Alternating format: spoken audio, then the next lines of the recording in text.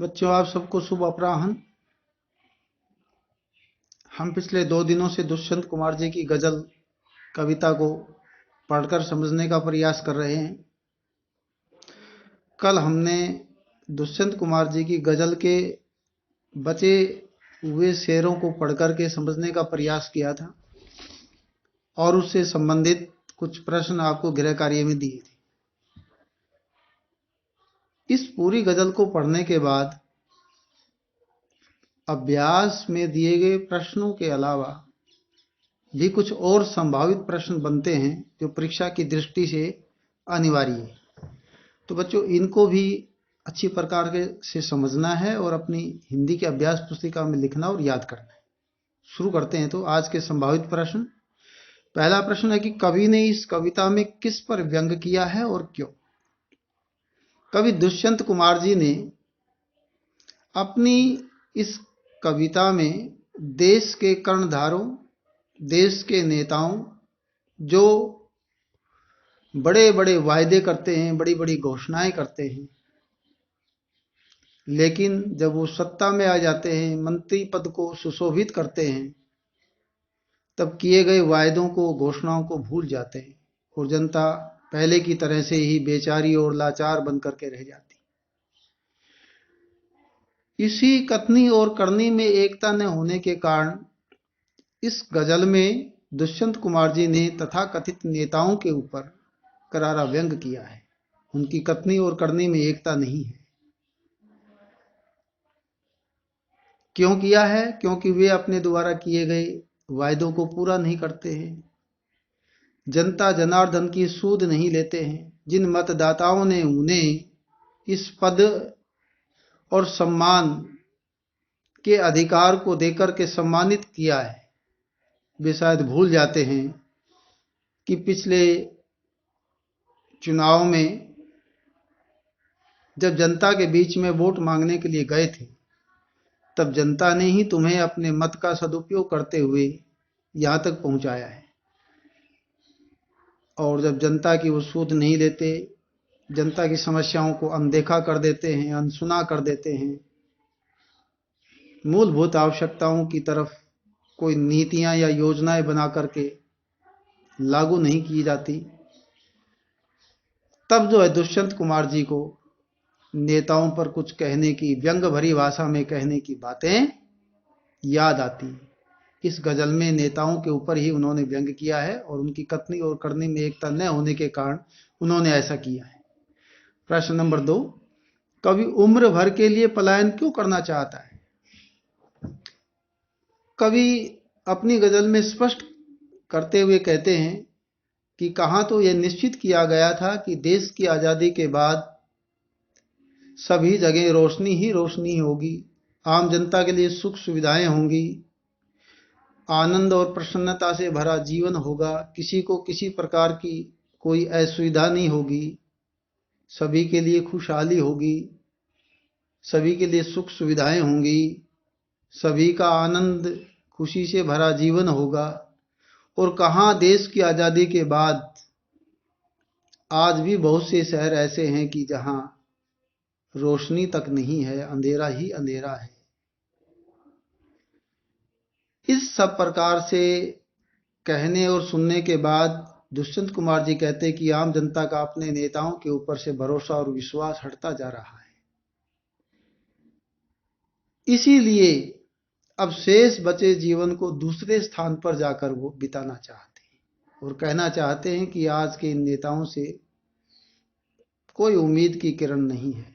इसलिए समय रहते अच्छा है कि हम बाकी बचे जीवन को कहीं और जाकर के गुजार लें, बिता लें। इसलिए वो ताउम्र भर के लिए कहीं और जाना चाहता है, अपने शेष जीवन को बिताना चाहता है, क्योंकि उसका आज के नेताओं के ऊपर से भरोसा उठ गया है। प्रश्न नंबर 3, कवि ने अपना देश प्रेम किस प्रकार से प्रकट किया है? बच्चों, इस गजल के जब आखिरी शेर को हम पढ़ते हैं तो गुलमोहर शब्द का प्रयोग हुआ है। एक पेड़ है फूलों जिसके ऊपर लाल रंग के फूल आते हैं, बड़े खुशबूदार फूल होते हैं। और गुलमोहर का अर्थ मैंने देश के लिए भी बताया है। कवि यहाँ पर अपना देश प्रेम प्रकट करता है, अपना धर्म मानता है कि मैं इस देश के लिए ही जीना चाहता हूँ। यदि मेरी मृत्यु भी किसी गैर की गली में हो, दूसरे स्थान पर जाकर के हो, तो उसका मूल कारण भी देश सेवा ही हो। कवि अपने जीने और मरने के मूल कारक देश सेवा के साथ जोड़ना चाहता है।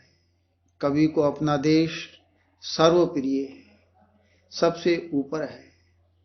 हमारी अपनी आवश्यकता एक तरफ है, लेकिन देश का स्वाभिमान, देशभक्ति, स्वदेश प्रेम इन सब से ऊपर है। कवि इस पूरी गजल के माध्यम से हम सब देशवासियों को यह प्रेरित करना चाहते हैं, ये प्रेरणा देना चाहते हैं कि हमें जाति, धर्म, मजहब सबसे ऊपर उठकर देश के विषय में सोचना चाहिए, क्योंकि देश के अस्तित्व के साथ ही हमारा अपना अस्तित्व है। देश आगे बढ़ेगा तो हमारा विकास होगा। देश में सुख सुविधाएं होंगी तो जनता को भी सुख सुविधाएं मिलेंगी। इसलिए कवि इस देश के लिए मरना, जीना चाहता है, देश के लिए अपना सब कुछ उत्सर्ग करना चाहता है। प्रश्न नंबर 5। प्रश्न नंबर 4, इस गजल में उर्दू शब्दों को छांटकर लिखिए। बच्चों, इस गजल में प्रत्येक शेर के अंदर उर्दू शब्दावली का प्रयोग हुआ है। चिरागा, दरख्त, मुतमईन, एहतियात, ये जो शब्द हैं ये उर्दू शब्दावली के शब्द हैं। और उर्दू शब्दावली फारसी शब्दावली यानी मुगल शासकों के यहाँ जो शब्दावली प्रचलित थी देश की आज़ादी से पहले, वहीं से इस गजल को लिखा गया है। और इस गजल में उर्दू और हिंदी मिश्रित शब्दावली का सुंदर संयोजन, संकलन, समायोजन किया गया है। तो उर्दू शब्दावली का प्रयोग करने से गजल के शेरों में सार्थकता आई है, उसका सौंदर्य बढ़ा है।